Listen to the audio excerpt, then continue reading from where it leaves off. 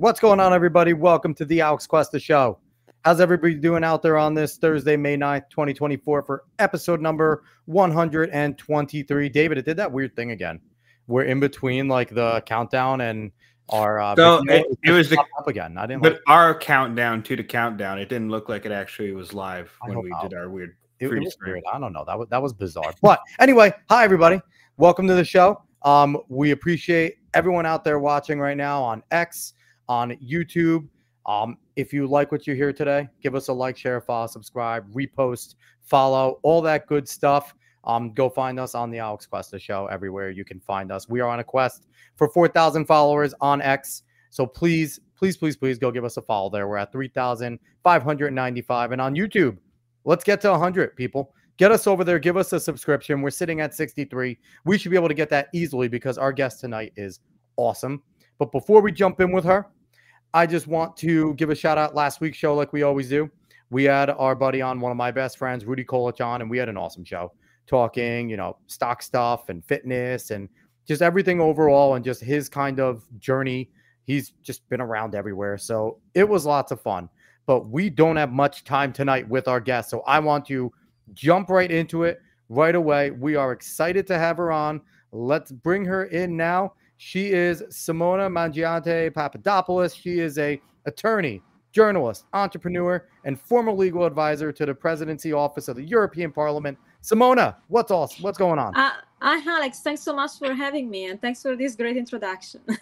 Yeah, we try. Listen, our whole show is the guest. Like me and David, especially David, we suck. But our guests make everything worth it.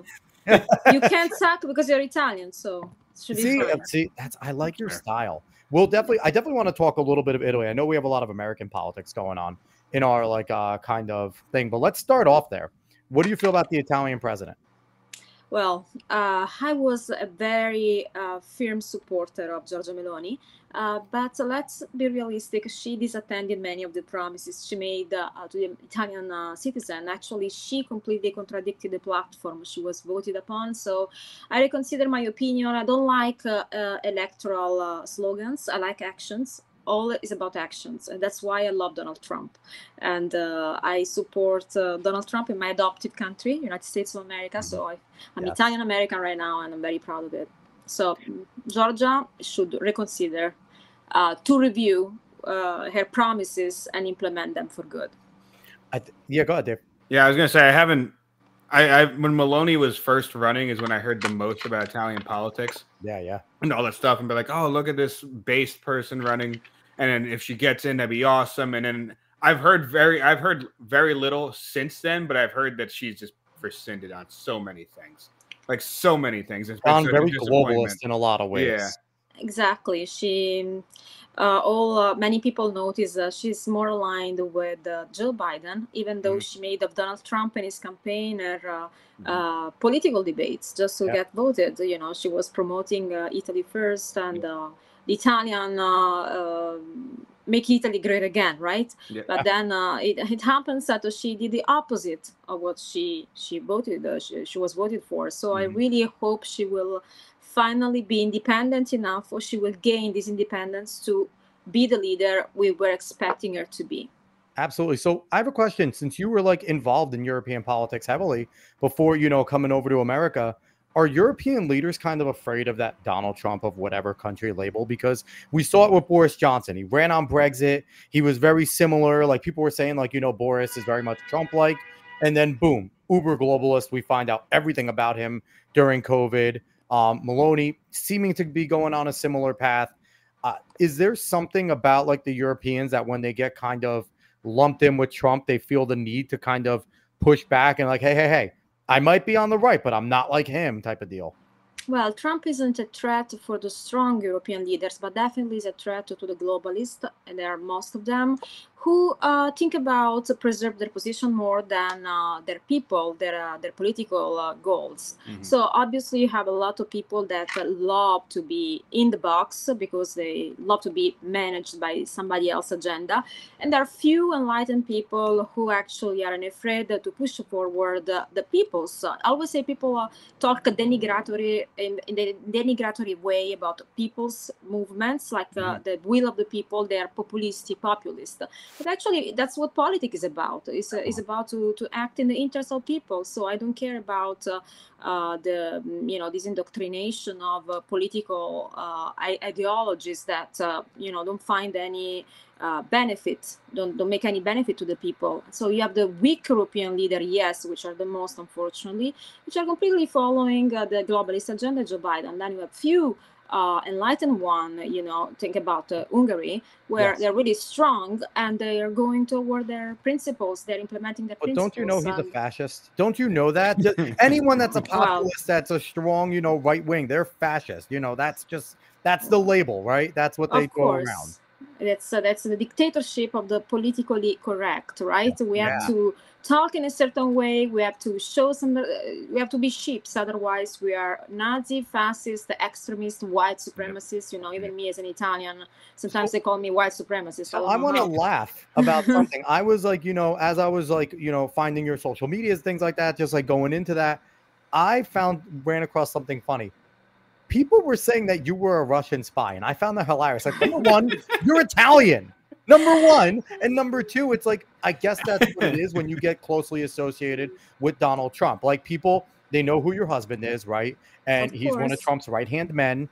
And I guess just that association, it's like, oh, we have to continue the whole Russian thing. When you see that, do you just laugh?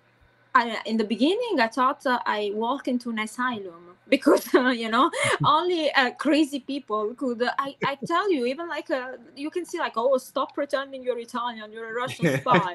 Like, all right, some point I was laughing about it. Then I started to believe that this is a really an MK Ultra distorted experiment. Like a genuine or something, No, people are so brainwashed that if you mention Russia, something goes in their head, and they start to become excited against you. And my association to my husband was enough. My blonde hair, blue eyes was enough to make me a Russian spy. So they never been to Italy, of course. They never heard an Italian accent. I speak 5 languages, so this, of course, my accent is not typical Italian, but at the same time, it's not even close to Russian accent. I have enough Russian friends to know here in Los Angeles. So it's you just said that you have Russian friends. Oh boy. You're right. It's going to get clipped now. That's going to get clipped. She admitted it. She has Russian friends. This will put me under investigation in the court of lawfare, right? So I just self-incriminated myself. And it's just craziness. Craziness, but it's funny until it's not. Yeah. And anyone out there, like, Simona is a really Italian name. I just need people to know that. I don't think there's anyone else named Simona that's not Italian. Like, sure it's not a Russian name? Sure that's not a Simona. Like, I know. Yeah, mostly my surname is so Russian. Mangiante, so Russian. It's oh my God. So I want to get into the meat and potatoes. So obviously you are a Trump supporter, as are David and I over here. How do you feel this election will work out? Because I have some of my predictions just with the overall election. But what do you feel is going to happen in the general election 2024? Well, I believe it will undeniably win the vote of the people. I think we will have Trump in 2024 president of the United States. To the people who ask me if they could cheat on 2020, why we'll have a chance in 2024, I will answer that this time it will be too big to rig. So I quote Donald Trump. There are only as many dead people that can vote. And the problem is that when they stop the count, we have to make sure that even volunteering at the ballot to as many as we can, actually I would go myself. Yeah. to just make sure that there is some process going on to guarantee that the counting is happening legally. Yep. Obviously, legislation didn't change in this extent, so they didn't do nothing to implement the basic guarantee. Like, you bring an ID, and you show you're alive, you show you're eligible to vote, and then you express your vote. This was too difficult, apparently. So it's racist though, because did you just hear the New York governor? Yeah, I live in Hochul. New York State. Kathy Hochul said that there were kids in the I think it was Brooklyn specifically, like that they don't know what the word computer isn't in their vocabulary. Like, can they be more blatantly racist? Like, it's like every time they show their true colors, the leftists go crazy to try and cover it up. But like, this isn't the first time that we've heard these leftists sit there and talk about black people as if they are just, the dumb idiots that they were in the South, that they believe that they were, right? It's the same type of rhetoric that the Southern Democrats had kept, where they treated them like children. They treated them like people that they had to take care of and that they had to. And it's like, it's wild how if you're a black person, there is no way you should ever vote for a Democrat. Maybe you don't like the Republican and you just don't want to vote at all. Go find another candidate. But you should never vote for a Democrat. This is crazy because, so first and foremost, when it comes to politics and every field of life, everyone should be colorblind. So whoever put color in play in a discussion is a racist. And also, I know many black people who are so smart that don't buy into this manipulation. They're not that manipulable. They try to case everybody into minorities, immigrants, black, woman. No, we don't care. We're all Americans. We are all have the same rights under the Constitution, and that's where we're expressing our votes. We don't need to fit in a box, and I believe people are smarter than that. So I think Democrats have been exploiting this marketing strategy for too long, and now people are seeing through. And one of my fears that goes on with the election, because as we get closer and closer, I do feel like Trump has a really good chance at winning. I think that, it's not the same at 2020 where like Joe Biden's just dead. Like this time, it's really starting to shift, right? My fear is all the weak ass people in Congress losing Congress, and pretty overwhelmingly, like losing the House, losing the Senate. And then this is where the vice president pick gets real important, because if that happens, Donald Trump will get impeached. He will get convicted and removed. That's I have no doubt that will happen to him, just because they'll have the power to do it. So this makes the VP pick significantly more important than it ever was. The prominent rumor right now is Marco Rubio, which I'm kind of scared with Marco, because I feel like Marco, he's as much to the right in the uniparty as you're going to get, right? Like he's uniparty, but he's still kind of on the right. He's still system-based stuff. He's Florida. But at the same time, I don't trust Marco Rubio. And I don't want Marco Rubio as my president. So I want like someone that's going to be a president if, the VP is more than likely to be the president, unless the people in Congress get their act together, which I don't see them doing. Well, the strength of Donald Trump must reflect in this vice president choice. We have enough rhinos in the Republican Party. Actually, we want to shift away by the uniparty. We don't need another Democrat in power. So it's very important, as you said, and actually pivotal to make the right choice. On my side, I would see Tulsi. I like her a lot. Or let me be bold, a little bit bold, but I don't even know if you would like to. I would like to see somebody like Tucker Carlson. Tucker Carlson, sorry. Oh, Tucker? Yeah. Sorry. I don't know how to pronounce it. No, that's okay. Yes, that's okay. No, I do like Tucker. It's just like just to emphasize the concept that I would like to see somebody as far from the political games as possible. A voice that as bold as Trump voice, and definitely not a washed out rhino or somebody that will jump on Trump. On the Trump ship when he's on the winning side. There are so many traitors, so many disloyal people. We need people that know two things: loyalty and boldness. You need to be loyal and bold to survive this era. And definitely, if we choose a weak or compromised or like somebody who doesn't know where he stands as a vice president, this will be like a losing strategy. But I know that Donald Trump knows better right now. He has done poor choices maybe in the past concerning his administration, but I think it will be as good as it was very good in choosing his advisor in his first campaign, because they made him win. Don't say that because George Papadopoulos, my husband, was one of them, of course. And George But, is awesome, by the way. I've seen him do yes. like press things, and so like George he's pretty badass because he just doesn't care. He'll say what he needs to say, and that's awesome.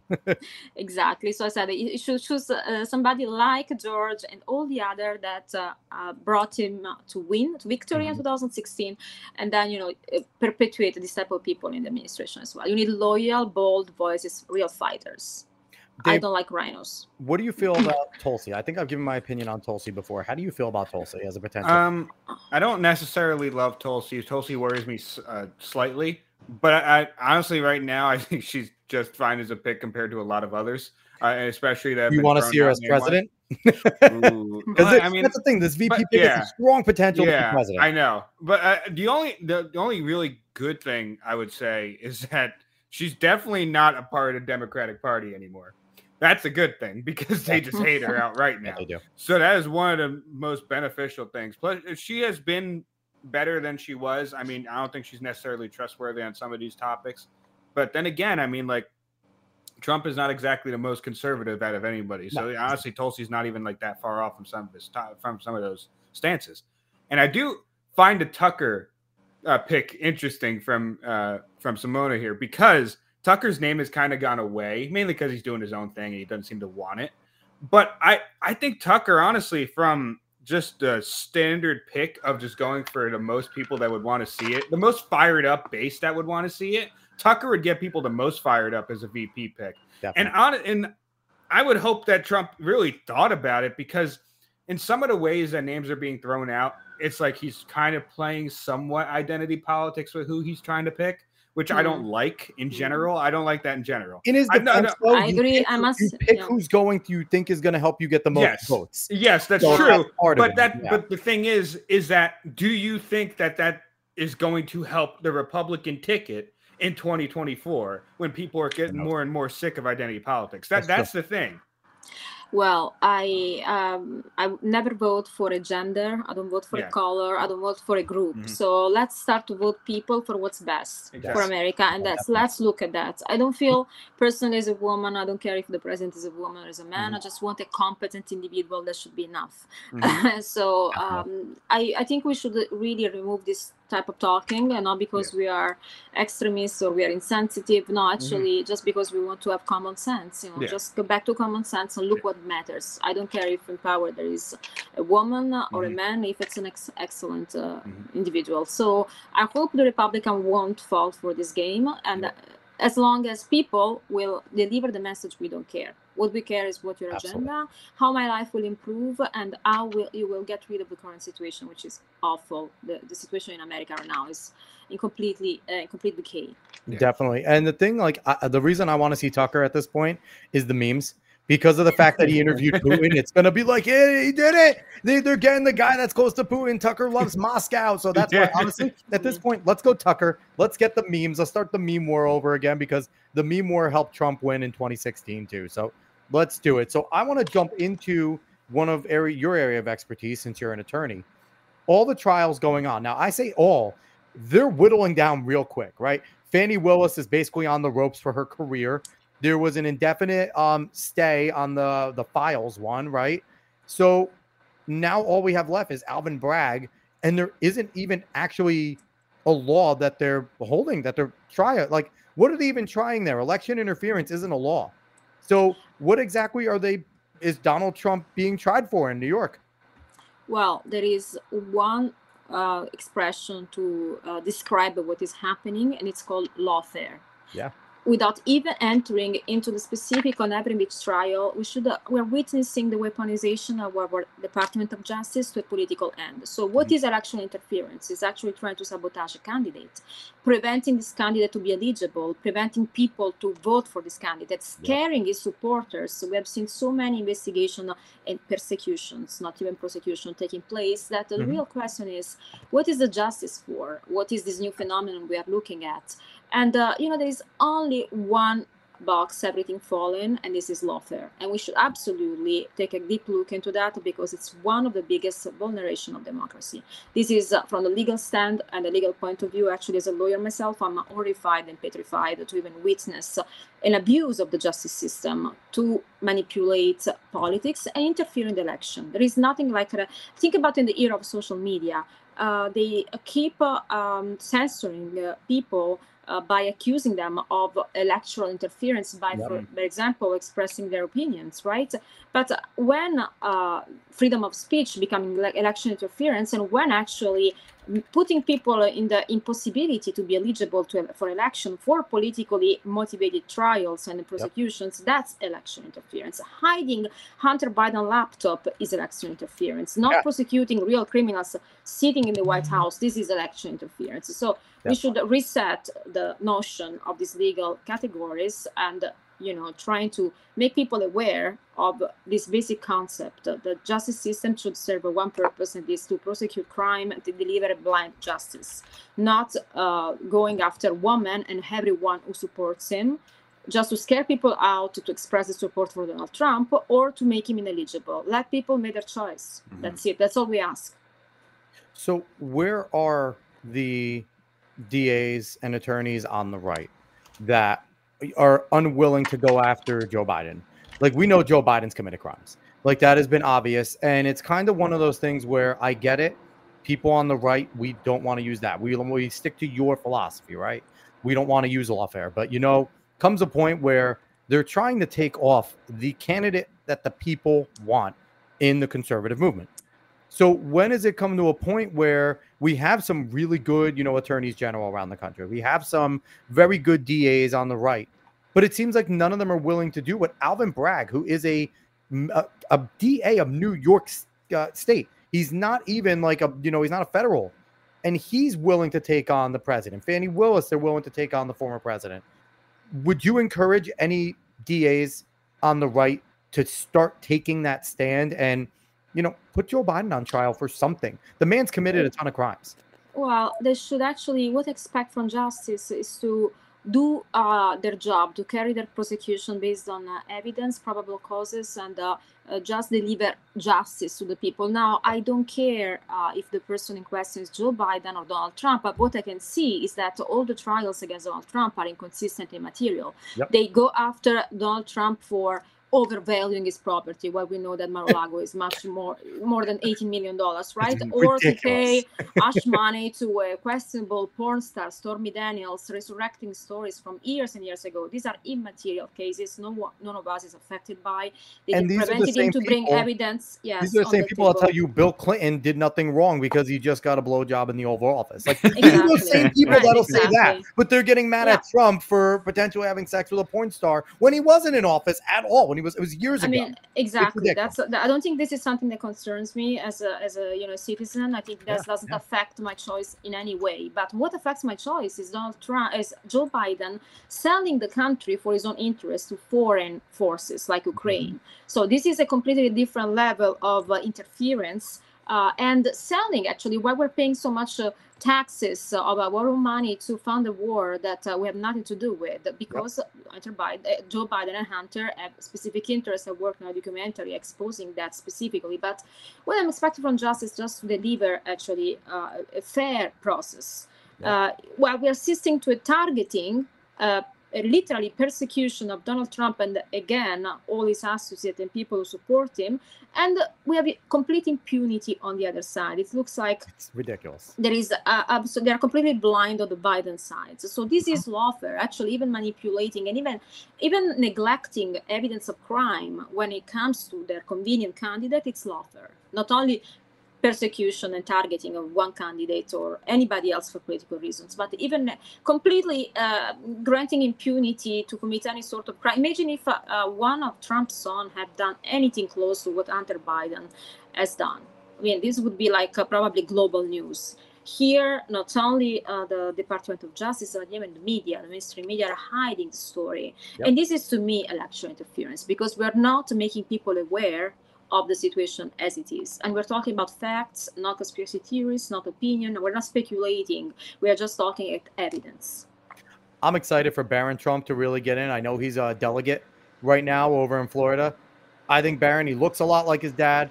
I can't wait for Barron to open up his mouth and he's just going to be like, "Hello, I am Barron Trump." Like he's going to have the same exact. You probably The met same Barron. So I cadence. don't know how Barron talks, but you probably met Barron and that whole crew. Like you probably know the Trumps pretty well. But I just can't wait for I'm excited for more of the Trumps to get involved. I know at this point they're taking a step back. I feel like Eric looks like he's going to stay on the business side. But man, Don Jr. has his podcast. Don Jr. very much is similar to his dad in a lot of ways. But I think the way that he's very different is where, his dad made a lot of money in real estate and was always, top shelf. Don Jr. likes to be in the country. He likes to sit there and go hunting. He'd much rather be in his cabin than in any posh area in New York. And I'm excited to see. I feel like he's going to be the next Trump to jump into politics. So I'm excited to see it very much so. Who do you think he's going to jump in next? Is that if you can predict and, I don't want you to get in trouble with anyone or give inside baseball, but do you think Don Jr. is going to get involved soon? Well, it's a definitely great choice, but I'm still betting on the father for the moment. I really think we need another term of Donald, and then, of course, we will have everybody else. But I really believe we need another, because nobody is key in the game as Donald Trump. He knows exactly, because he lived the issues that we're living, led to this in America. Don't forget, everything that has been done against him has been discredited. The Russia so-called investigation fabricated basically to we know now everything has come out about the Spygate. My husband was the patient zero of that, and he outed what we know now already in 2018. So there is so much that is in favor of Trump, even consider that has been antagonized so harshly since the very beginning of his descent on the political battlefield. And that should reinforce his position and show that, imagine they scrutinized everything, and all they could do is to make up crimes. So that shows you probably is the strongest leader we can ever imagine. I believe if you go and look so closely into anybody else's background, you will probably find something to complain about. But in the case of Donald Trump, we rehearse always the same nonsense. I don't even mention Jenny Carroll, because it's another pathetic example, of completely insanity, global insanity, emboldening insane people.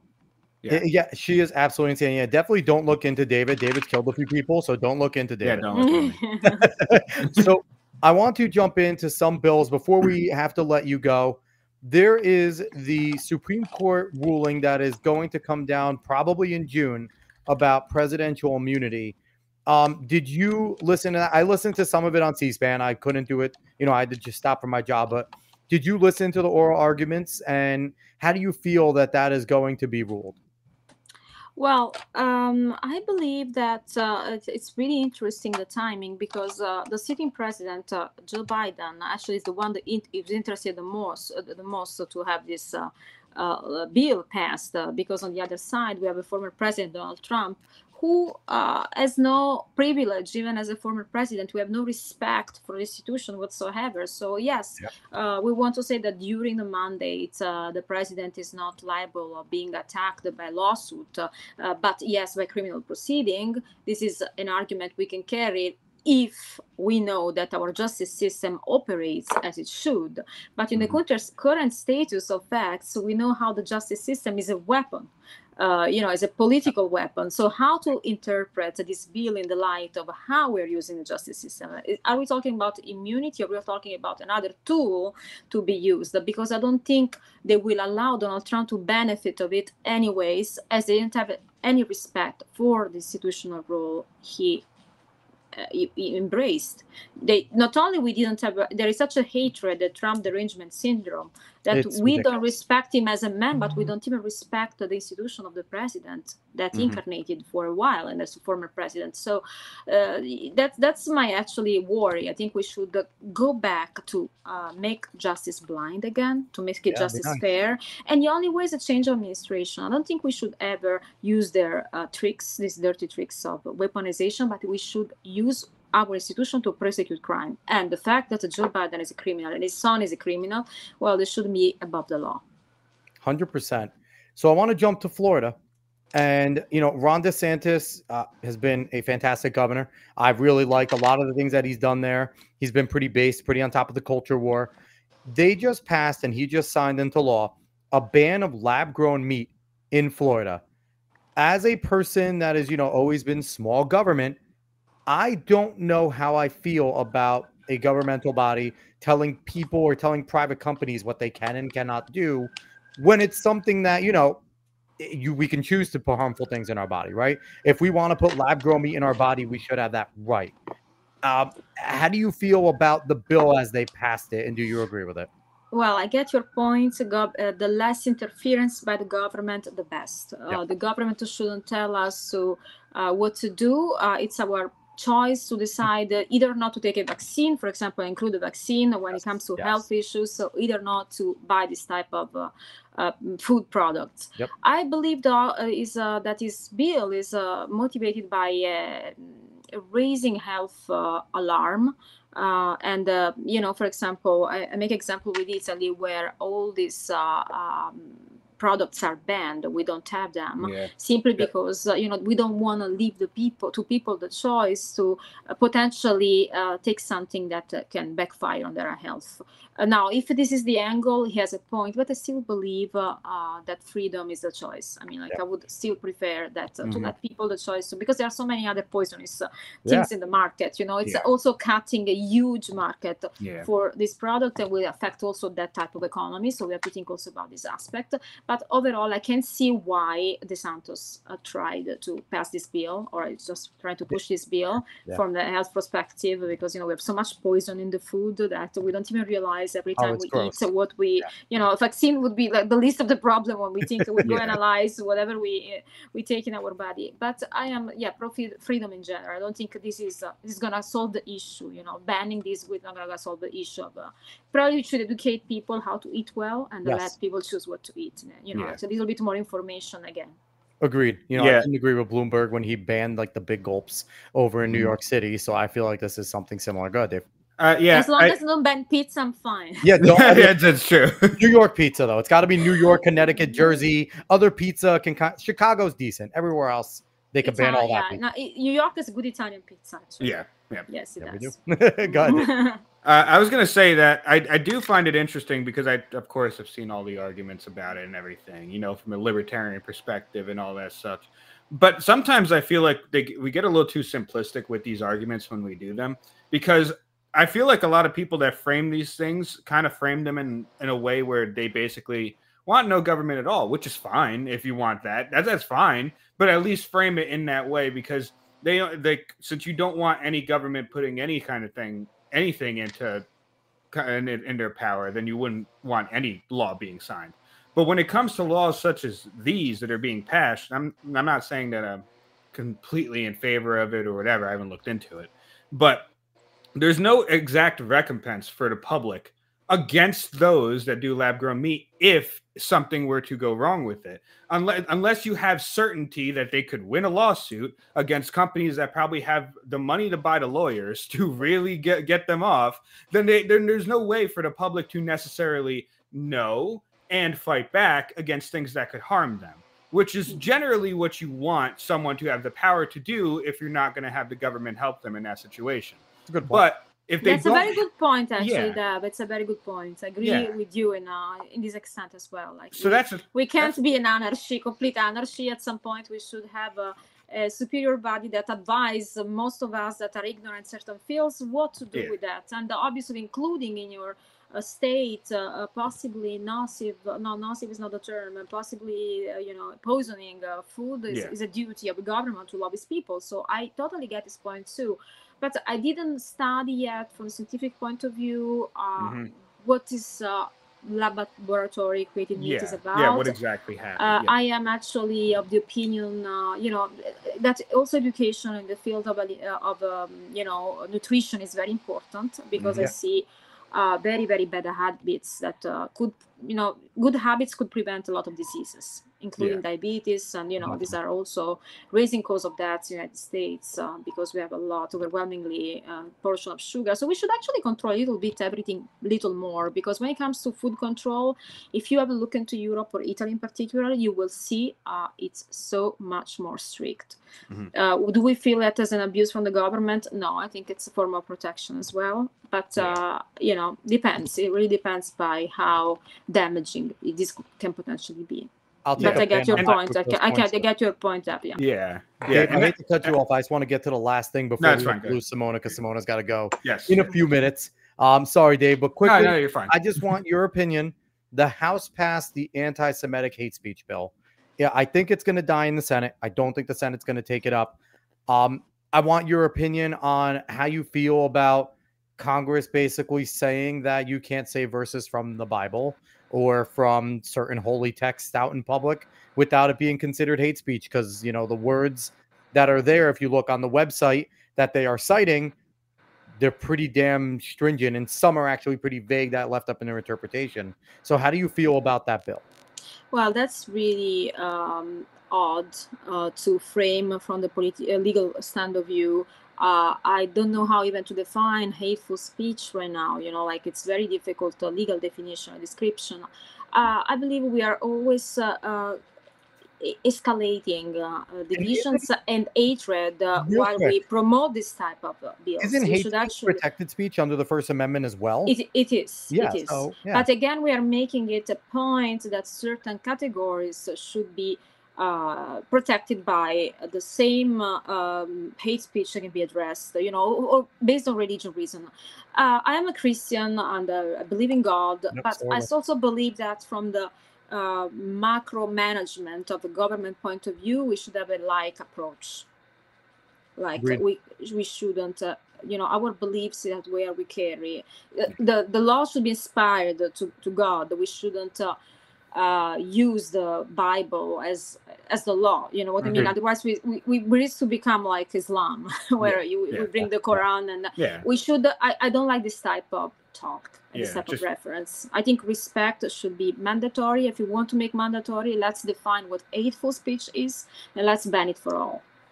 If we really want to, but otherwise, you know what I mean? It's because it's impossible to define hate speech. It's impossible because someone will always be offended, especially with all the different cultures and people that we have in the United States. What's offensive to somebody's perfectly okay with the others. So, Simona, I want to give you the last word. I appreciate you coming on. I know you have to get going. It was a pleasure to be with you guys, and we'll be happy to come back next time for longer. Yes. Would you like to plug anything before you go? Give any shout outs? Yes. You can follow me on my social media, Instagram, Simona_Mangiante_, and on X, I think we're streaming this live, so my handle is Simona Mangiante, which is a very Russian name. Yes, the very Russian spy. So Simona Mangiante Papadopoulos. She was awesome, obviously a wealth of knowledge. We absolutely would love to have you back on sometime. We'll have you on for longer, but thank you so much for coming on. We appreciate it. Thank you both. Have a great night. You too. Bye-bye, Simona. Ciao. Bye. All right, said ciao. She did say ciao. Yeah, no, that's so Russian of her. That is so Russian. So Russian. I want to say thank you to everyone who's still watching over on X and over on YouTube. We appreciate that. Simona was great, and I thought we got a lot of information in a short amount of time. Obviously we started a little late. She needed to go right around, 9:45, and we got her out of here on time. But, I thought she brought up a lot of good points, Dave. I was a little bit off, and I don't understand why people on the right like Tulsi. Now, I'd imagine Simona has met Tulsi in person. Obviously, she's George Papadopoulos' wife. So George is very close to the president and the president's family. Tulsi's obviously been to Mar-a-Lago and is definitely talking at more conservative and right-leaning events. So it's kind of one of those things where, unprompted outside of asking her who it should be, right? Without leading, she brought up the name. So I'm with you. I'm still very wary on Tulsi. I still think she's a climate person. You know what I mean? I still think she's very much in a lot of ways left-leaning. But then again, Donald Trump is a 90s Democrat. So we can all kind of find common ground. So how did you feel about all that good jazz? I mean, I said my piece on Tulsi. Yeah, and everything else. like I said, I don't know about everything now. Oh, Just kidding. Rundown, you jerk. No, I thought it was a lot of fun. You know, she's very knowledgeable on everything law wise. Yeah, she is. And I mean, what else do you expect from someone who knows what they're talking about? They're obviously going to break it down for us pretty well. So I'm sorry, I'm bringing some things up, so I'm a little distracted. Yeah, I see that. So I want to really quickly, as I always do, Seth, thank you for the beer. Conservative Dad's Ultra Right. Give him my free shout out. Go buy some beer from Seth Weathers, Conservative Dad's Ultra Right. I know people were saying it doesn't taste good. I think it tastes just fine. Damn it. Drink the beer. Anyway, we're going to jump into one more fun topic before we get out of here, because typically we hang around for about an hour or so. We're going to give you people what you want. Damn it. But Dave, we're going to get into gaming real quick. Now, yes, a lot of people here for politics, but we want to jump into gaming. But this kind of fits in because the gaming world has become extremely political. And it's rather annoying, if we're being quite honest, just how political and how politicized gaming has become. Helldivers 2. Dave, what is that game? And for people that maybe don't know it, game, I don't know if we talked Helldivers before. Maybe we kind of like outskirts it, said if you were playing it, but kind of go over what Helldivers 2 is and why it's fun and why people liked it. Okay, so Helldivers 2 is basically Starship Troopers. You go down. If you don't know what Starship Troopers is either read the book or watch a movie. It's a lot of fun. The movie's fantastic, absolutely. Yes. But it's basically humanity fighting bugs. And in Helldivers 2, you fight bugs and also robots. And if you're a gamer, you maybe have played a Defense Force, very similar to EDF in a lot of ways. In some ways. But like a very fun game, co-op game. Yeah. You're usually playing with friends, hopefully, because the game's a little difficult. You're not. You have no friends. And sometimes I drop solo, but you can't friendly fire people that way. Exactly. A friendly fire is a lot of fun, though. But the game dropped. What 3? No, it's 3 months. Might have been 3. It's been 3 months. Yeah, 3 months ago. Yeah. Because that's when. Yeah. So game dropped 3 months ago. The devs didn't expect it to take off like it did, but because the game is good, the game is actually very good, but also because gaming is kind of a barren wasteland with some things. I mean, the creator came out on release day and was like, "Hey, we can't support this. Yes, do not buy." They were not ready for how many people wanted to play. Stop buying the game. You'll never see a dev do that usually. So go ahead. If keep going. But it blew up. This game is blown up. Yeah. Honestly. Other than what we're going to bring up today, I would say it's very much Game of the Year popular fan. It's been leading the Steam board for the last 3 months. It's an incredible game. The fan retention's incredible. It's just really good. Yeah. I would highly recommend it just game-wise. Ton of fun with friends. It's probably the most fun I've had playing with friends in a long time. And this is on the back of a game. A lot of people like Lethal Company. And that was like a really fun game that people dove into. Had kind of a stranglehold on multiplayer. Yeah. And I think this kind of swept it right away. Helldivers 2 picked it up when like Lethal, I guess, was probably losing steam because, that happens with games. Absolutely. So, but yeah, everyone's been playing Helldivers 2, PC, PS5. Everyone's been joining in on it. You can crossplay. It's a ton of fun. Yeah, crossplay was absolutely seamless too. I want to point that out, which was credit to the devs and in a weird way at the time, credit to Sony for working and making that possible because you had to have the head companies going along with something like that. So Valve, Sony working together well, making PC and a PS5 jive there. Yes.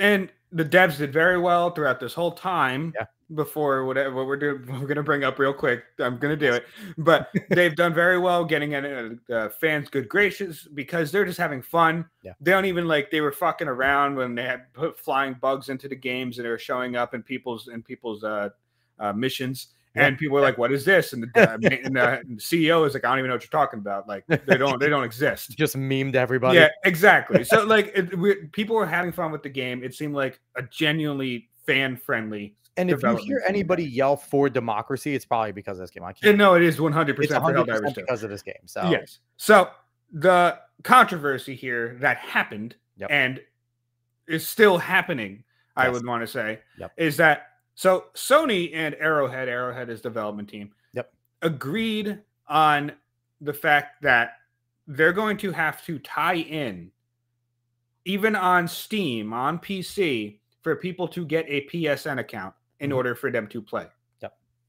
So that pissed a lot of people off. And when mind you, Helldivers 2 came, it's free. They can get Yes. it for free, but Yes. it's the principle of the manual. Exactly.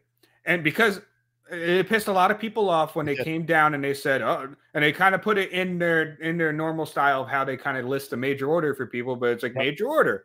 Yep. The grace period's over, which a lot of people were like, what fucking grace period are you talking about? Knew about that. I'm pretty sure it's like buried in the Steam description, which whatever. Nobody exactly. But this pissed a lot of people off because they don't. It's the principle of the thing, and if they don't want PlayStation to have their data, they don't want them to have their data. It's that simple. Mind you, Sony was hacked October of last year, I think. Sony. And this is like Sony's the fourth time in 2 years Yeah. that they've had their information hacked for PSN users. Yeah. And the big issue is anyone that's played video games before, it's always been console versus PC. They don't like each other, and PC really doesn't like console. Yep. So when you're giving PC players the option to not do something, Yep. they're not going to do it. Now, it's brought up by some of like the Sony fanboys, like, oh, you have to sign in to multiple things for games all the time. And that's true, right? You need to have a Ubisoft, you need to have an Epic. Like, I get it. But they don't want that. But that's also out front. Yeah. Usually it's right out front, and the PC gamers can choose whether or not they are going to connect and play that game. And typically, if the game's good enough, they'll bite their tongue, but they'll do it. The issue here, Dave, is, and I give Arrowhead some credit because they've been fairly transparent, even though they've been but they have. Like, when they got caught, they didn't do what the normal gaming community does and just be like, fuck you guys, outside of a few community managers. Yeah, I was just saying. But what they did was, an Arrowhead, especially on X, on Twitter, was flat out like, hey, we did know about this 6 months ago.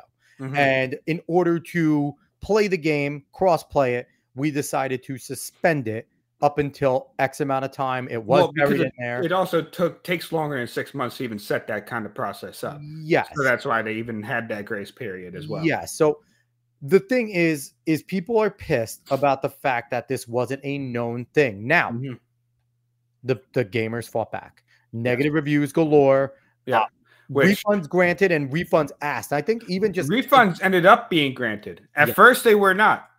At first, they were not granted. But then, because so many people were doing it, Steam was actually allowing it, no matter how many hours played. Which some people did, some people didn't. Because I know Az wasn't able to get it.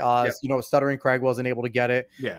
Who's going to be on the show early next month? I'm excited to have Craig back on. Yes. Finally live. But it was an interesting thing of who was able to get it. But I even think, Dave, the fact that their servers had to respond to so many requests for refunds, right? Yes. Because they see that is scary. So Sony backed down, right, Dave? Seemingly. Back down. Dave, do you want me to pull up what you put up yet? Or yes, no? Yes, please. This is the customer reviews for Helldivers 2. You could see how it's been. Very positive. I mean, it's some negative, whatever, but very positive. After this announcement, look at these mostly negative reviews. Incredible. Wild. Absolutely incredible. People changing their reviews from positive or mostly positive to mostly negative. The backlash has been insane. And people have brought it up, and it's a true point, but the Helldivers community has been basically trained to work as a team. That's the whole point. You're working as a team for the major orders, for the minor order, for everything. And let's be honest, gamers are a bunch of autists. When they start doing something, they do it, right? Like, so like, and there's enough. And the thing now that I think really benefits the gaming community is social media, is Discord, is having the ability to watch all the YouTubers that you like talk and review these things, because the community knew they weren't going to be left out on a limb. The people that were in there knew that if they went and they started complaining on X, if they started, negative reviewing, they were not going to get bombed by the, media bloggers that are, prominent in Kotaku. And I'm joining, the people on YouTube. I'm not calling these idiots journalists. They are glorified bloggers. And, and they know that if you do something like this, we're seeing now it's going to affect change. Yeah. And but the thing is I will say this is I do think this is a specific type of backlash, though, because of the Helldivers community being so different and how they react to things and how they move as a unit. Because let's face it, when you get things like Call of Duty, things like Madden, they don't have the fan base that's going to go ahead and whip up that backlash that's going to actually make a change of an annual thing that's just gone downhill. And even look at what's going on with Warhammer 40K. Yes. There should be an absolute backlash. People should stop buying because Warhammer is extremely expensive. They up their prices. They up their fucking prices. Yeah, they up their after they and I'm not going to get into the Warhammer controversy, but it was a controversy that affected a lot of people that have, had lore and everything involved, and there's still people playing. And the thing is, there's still people 3D printing. I get it. It's not buying it, but you're still playing. You're still participating. You still need to go to, what's their name? Games Workshop. Yes. You still need to go to the Game Workshop store in order to get some things, right? So you're still supporting Warhammer. Where difference here is Sony and Helldivers had a real chance of losing everything and everyone. And honestly, I agree with a lot of other people that Helldivers looked like it was going to just die. Especially with those negative reviews. Usually when you get bombed like that, you're done. Because look at the Sweet Baby Ink games with what Brutus is doing. Yeah. But I think the way Arrowhead handled it, first off, going, hey, go talk to Sony. Basically passing the buck and making it seem, and from the things they said, I don't think they wanted to do this. But at the same time, you wanted the money, you wanted the players, you wanted all this. So there's a little bit to it. I get it. Sony probably held their feet to the fire. But be honest to begin with. Say, hey, as of now, if you are a PC player, you will not have to have a PlayStation Network account. You almost you will eventually. Yeah. You almost wish that they actually put something up when you booted up the game as a PC player. Possibly. Something as a pop-up. Something that tells you you only have so much time. Would you like to link to PlayStation Network? Optional for now, will be mandatory later. Yes. That would be something that the PC person would maybe look up and then at least ask the question, right, to the community managers, and they would be able to answer. Yes. But so since the backlash has happened, since people have been refunding en masse, since all of this has happened and it's been just this big old uproar, Sony has rescinded announced. Yes, thank you. They have announced that they are rescinding the need. Actually, no, first. That was on Monday. First, well, hold up. Okay. I do want to say before they rescinded, Sony doubled down. Yes, they did. And doubled down, and they basically didn't allow countries that couldn't link up to PSN. 179 countries. 107, over 170, 177. Something like that. Yep. Yeah. Then they can't even get Helldivers 2 anymore. So they doubled down at first. But since the backlash, they announced that they are rescinding it. Now, so far, it's still banned in those countries. Yeah. And I believe you still have to do it. As of now, and they announced it Monday, and I was watching Side Scrollers today with Stuttering Craigs and Blabs was the one that brought up Archcast was on it, Arch was there, and they both brought up hey, it's still on Steam. Yes. You still are being told you have to link. So until they put their money where their mouth is, me personally, stop playing. Hold Arrowhead to account. Hold Sony to account. I get it. It's a great game. Don't play. That minimum, keep your negative review up if you put one. And don't play yet. I wouldn't necessarily say beg for a refund right now because whatever. That matters. The number of players on the Steam board matters. Yeah. Being up top there absolutely matters. Yeah. So that's my advice. Stop playing still until that's gone. That would be what I would do if I was someone. Now, again, I don't game as much as I used to, but I like paying attention to the gaming scene. Yeah. I do enjoy listening to it. So, but PlayStation Network's doing this with other PC games, right? Wasn't it on Ghost of Tsushima is having something with it where you don't need a single player, but you need to play multiplayer. I don't know. It is for Ghost of Tsushima, but I can't exactly remember the exact specifics of it. But yeah, you'll need it for multiplayer, not single player. At least with that one, it's a fucking PlayStation exclusive. It makes a little more sense in that. But even then, I mean, look, if you want to be upset about something, I am not someone who's going to tell you do not be upset about something. Go ahead and take whatever action you want, especially with something like this, because a lot of people, well, not a lot, I would actually say there, but there's some people that were being like, oh, like you said, it's free, it's nothing, it's not that difficult, just do it. What's the issue? Community managers who are people that are supposed to be out front, be on the Discords and talk to people, answer questions. But some of them rescinded when they were like, oh, over 170 countries can't get it. Understandable, right? Yeah. So this has popped off And like Alex said, they announced that they're rescinding it. Let's make sure they follow through. But look, either way, at this point, this is a huge fucking win for gamers. Absolutely. Absolutely. Huge win for gamers. Absolutely incredible that you could mobilize and actually do this and show that you can create change in what is a market that we're losing out on a lot of things for. Yes. We are. We really are losing out on a lot of things. Look at the AAA gaming scene. It's not exactly as great as it used to be. Terrible. It's bad. It's Exactly. bad. At this point, it's bad. Yes. So, but when you can actually, it shows that you can actually make at least somewhat of a difference. Definitely. In what is happening in gaming and in basically anything else, guys. Like, if you could do this and make Sony move, you can make a lot of things fucking move. And I will say this. I don't necessarily, as much as Sony sucks, right? I don't blame Sony for wanting to puff their PSN numbers up. That's part of what they do. That's why they have it. You know, you're competing with Game Pass, and Game Pass is fucking PSN up right now.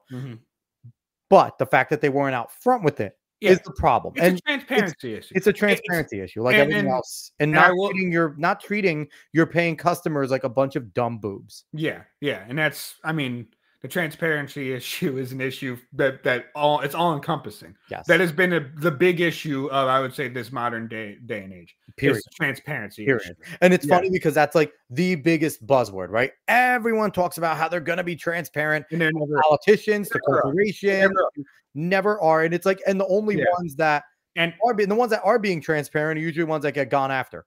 And I do want to explain maybe a little more as to also why people did not want the PSN requirement. Because if you don't necessarily know, you don't realize that if you have to sign into PSN, you have to go by their terms of service. Yes. So do you want to talk about what Sony's releasing with the biometric shit? Oh, I haven't looked into it. If you know more, you can talk about it. So I only know what I have like heard on some of like the things. So I'm going to couch it as hearsay right now. Okay. The hearsay is that Sony wants to put in a system of biometrics where they could basically, as you're playing, I think it's something to do with heart rate, or they could tell if you're like elevated in a way, and then they're going to report harassment for you. That is fucking, I mean, that's believable because that's stupid. They're going to report harass. So if you're in an intense game, you're being bullied. Like, you don't even have to. So that's their way to prevent bullying. Yes. So that's something that they want to do. Oh my God. Now, signing up for the terms of service will eventually hook you into this, where you will be, you know, someone who has to, I don't know how they're going to do it. I don't know if they're going to put it in their controller. I don't know how they're going to expect to do this, but you'll be signing into something like that with the terms of service, or if they have hate speech rules and the things you could say. And so I understand why someone who doesn't want to be, you know, beholden to anything Sony wants them to do wouldn't want this, because you're signing into something different. Now you're agreeing to two different terms of service. The terms of service for Arrowhead and Steam is another one. And then the terms of service for Sony. So essentially 3 different terms of service you're there, when you only want to agree to Steam, who you already did, and the game that you're purchasing. Yep. And yet again, the transparency issue is there, because everyone's terms of service has not been very transparent. No. So that's even more. Exactly. And that's even more of an issue of, okay, what kind of trouble am I going to get in and then basically not be told what I did? Now, was this stupid by the gamers? Because we did know it was a Sony back game. Was this something that gamers should have expected and seen coming? Because nothing is ever it's all too good to be true, right? We knew Sony backed this game. We knew that it wasn't necessarily a Sony game, but they backed it. That's why it was on the PS5 as well. So the thing is you can expect it, but if you could stop something like that from happening, just do it, dude. Just do it. There's no reason to allow these companies to just kick you around. Nope. If you can get them to not do that, then get them to not do it. Oh, it's a Sony published game, so you should expect it. Yes, but also it's stupid and I don't want it. And I'm going to get everyone else who thinks the same way to say it's stupid and I don't want it, and I'll drop off from your product. And then what happens? They decide to at least announce that they're going to get rid of it now.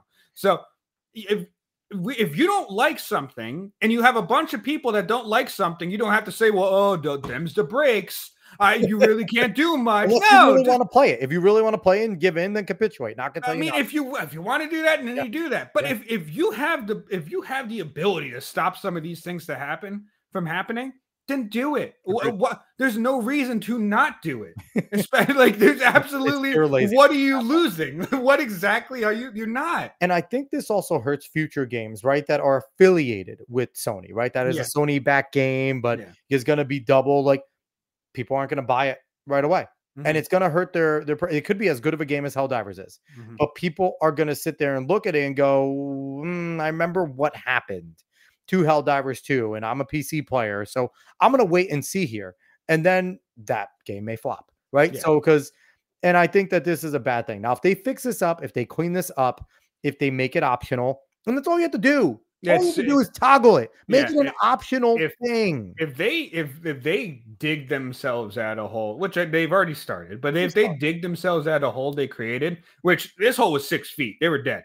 But if they dig themselves out of this thing, then Helldivers 2 has been unprecedented in a lot of ways already. But it would be an unprecedented fall and then get back and then rise again. Because this is a span of like a week. So I hope 4 days. It was like 4 days of a roll. Yeah, like exactly. Yeah, it's insane. Yeah. So I hope. I really do hope they actually rescind it. Like you said, just make it optional. Just make it optional. Yeah. Stop being so goddamn even if you want to give a perk, like give everyone a free skin that complained on Steam, and then add something like, okay, if you get a PSN account, here's another perk.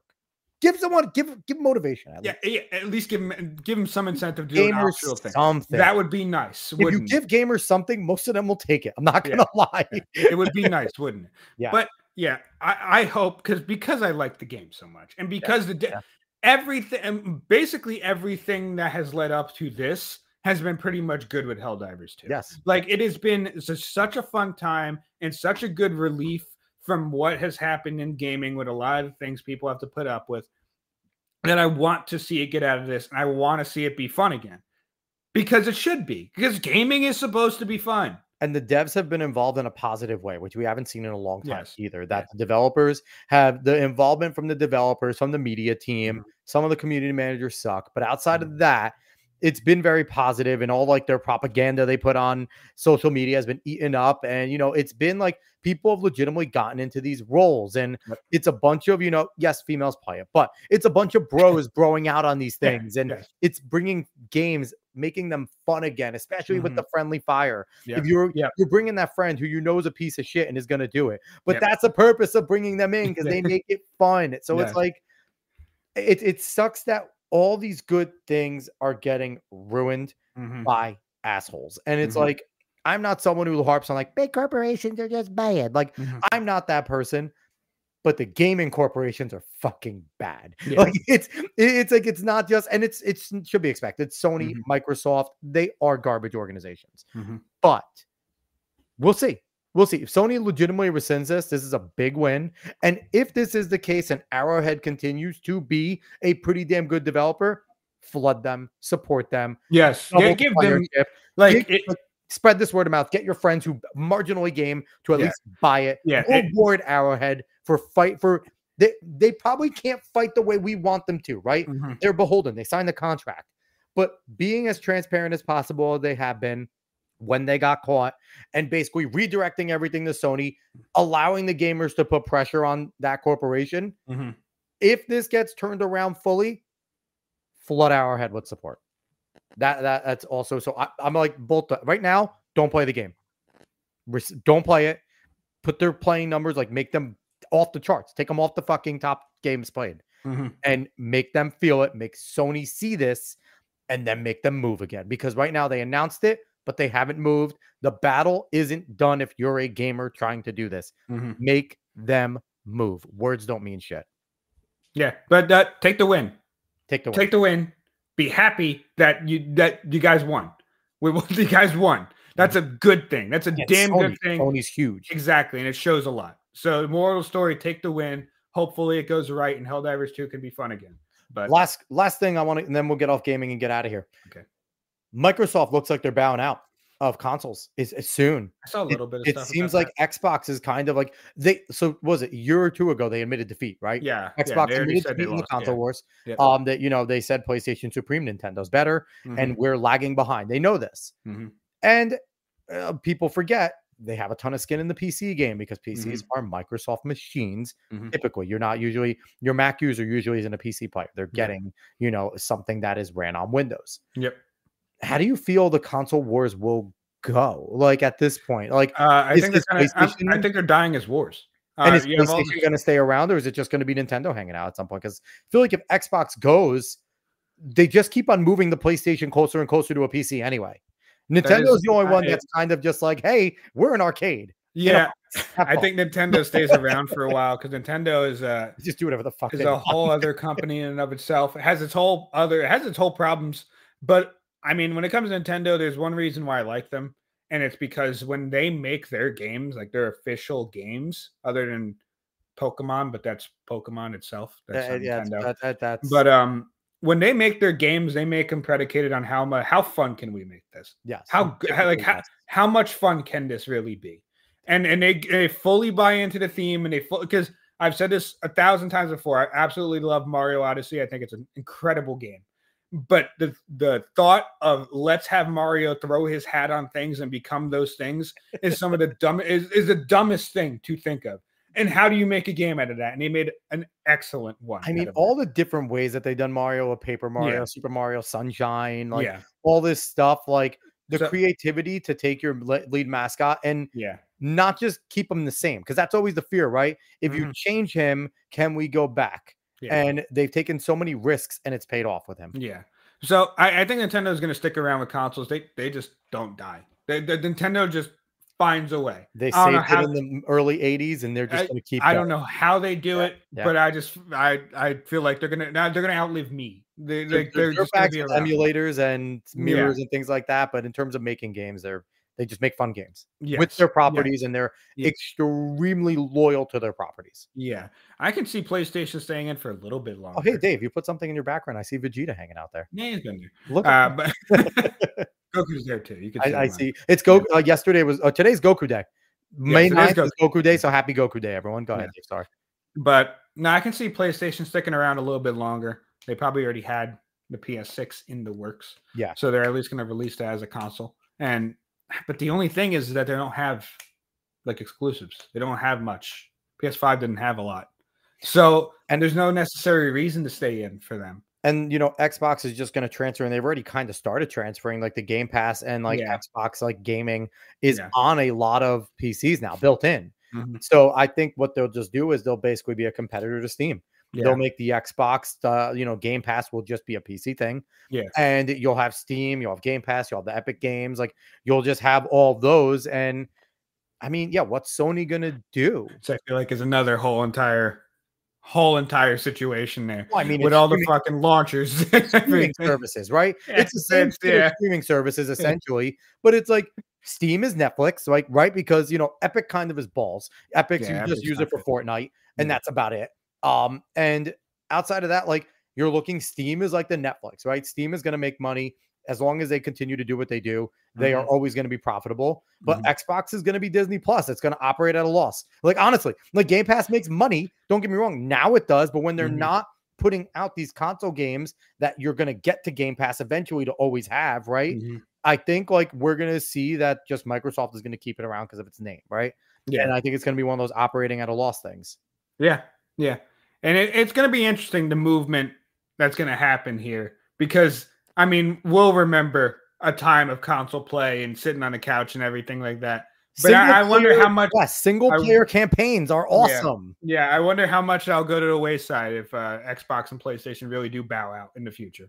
I mean, right now the movement is a bowel movement for AAA games, so it's like it can only get better. Like hopefully they get off the pot, wipe their asses, and start doing the right thing again, right? Yeah. Like right now, like that's the best metaphor right now. Right now, the movement for AAA is a bowel movement, and it just needs to drop off, be flushed, move on. And let's get back. And if it does go, like Dave, you've already switched to PC for a lot of things. Yes. You use Steam a lot. So I feel like for someone like you, it would just be, okay, is that Game Pass game, is that Microsoft exclusive, that Xbox exclusive for Game Pass because you'll probably download, right? Mhm. Game Pass. And it'll make it essentially probably similar to what Steam has. If they're smart, they'll make Game Pass free to download, pay for games, right? Well, You'll use that model. If there's and it is funny because like you said, I got a PC and I was thinking again PS5, but I just never actually tried. I never even cared to try because I have a PS4. Yeah. I got an Xbox 360 again because I wanted to play games on it. Mhm. And it's weird because I feel like if you want good games that you remember, you kind of have to just go back now. And that's the value of Game Pass, right? Because they brought a ton of those 360 games, a ton of those, Xbox One games and stuff like that. You can play them on Game Pass. So that's kind of, they tapped into that nostalgia factor, which was smart, right? That was a smart thing to do. So someone like you who wants to play the 360 games can look at it and go, I'm already gaming on my PC. Yeah. I have no need to go over there. Let me just log into my Game Pass. And, I don't know. I don't know what the thing is. I think what'll be cool is if you have Xbox games and you just kind of scan it, they let you have it on your Game Pass. I would highly doubt that. They don't even allow you to fucking do that shit. You can't even backwards from compatible console to console anymore. Like it's nonsense. That means they would actually like their fans if they exactly. Oh man. So Dave, any last words on the gaming thing? Because you're much more of a gamer than I am. Helldivers and gaming, where it's going in general. Are there any games you're looking forward to right now? Looking forward to Hades 2. You're gonna actually play.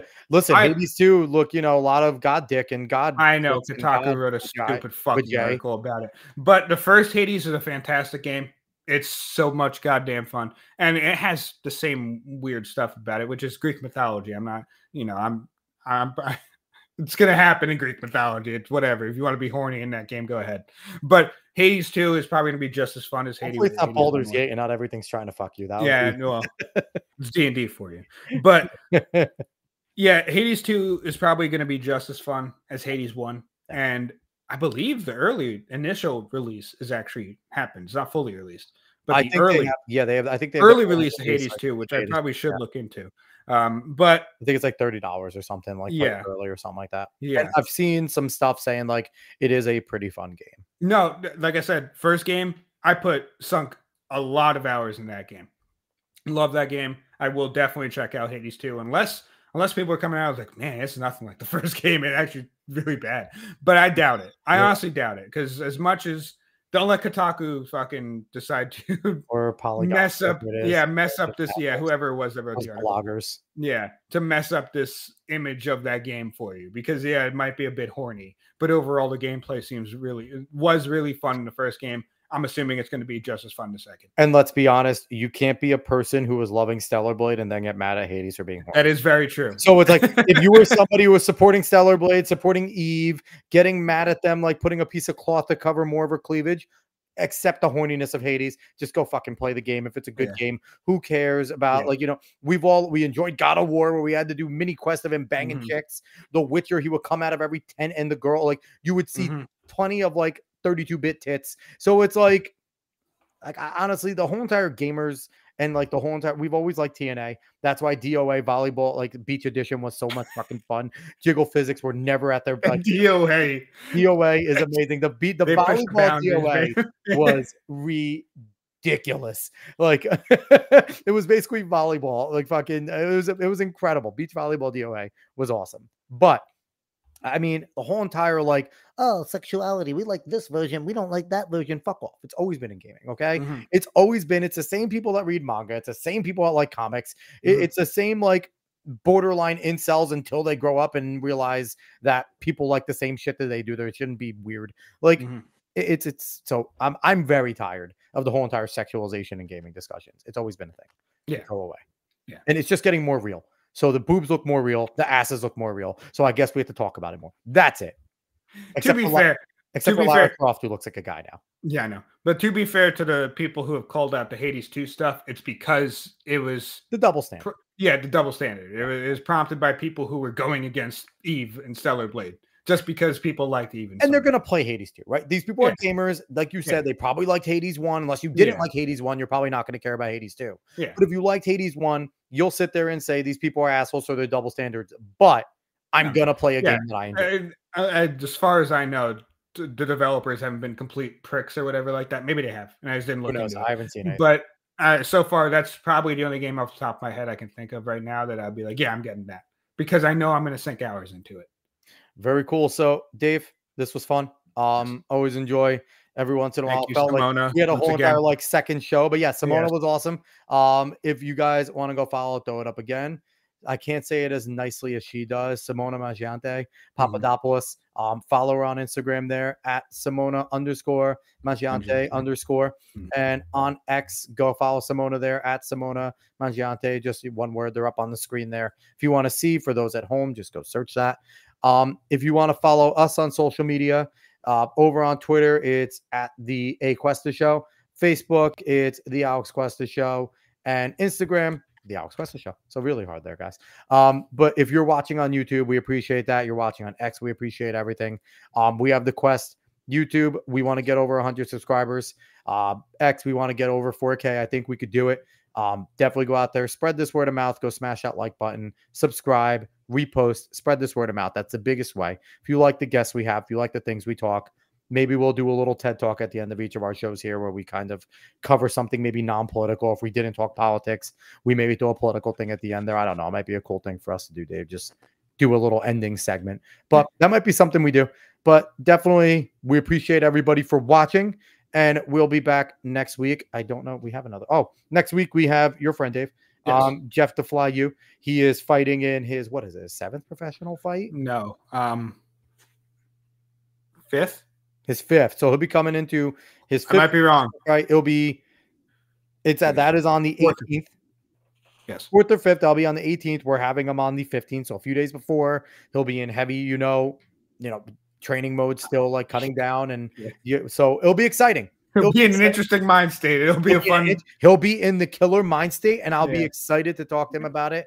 And everyone will, he'll plug everything and anywhere we can watch it there. So come back next week if you want to hear a pro boxer, because we're gonna have a great time doing it. And he's also a weeb, so we'll definitely talk about some weeby stuff, I can imagine. So everyone, thanks so much for watching. We appreciate you all out there. We'll be back next week. So long, y'all.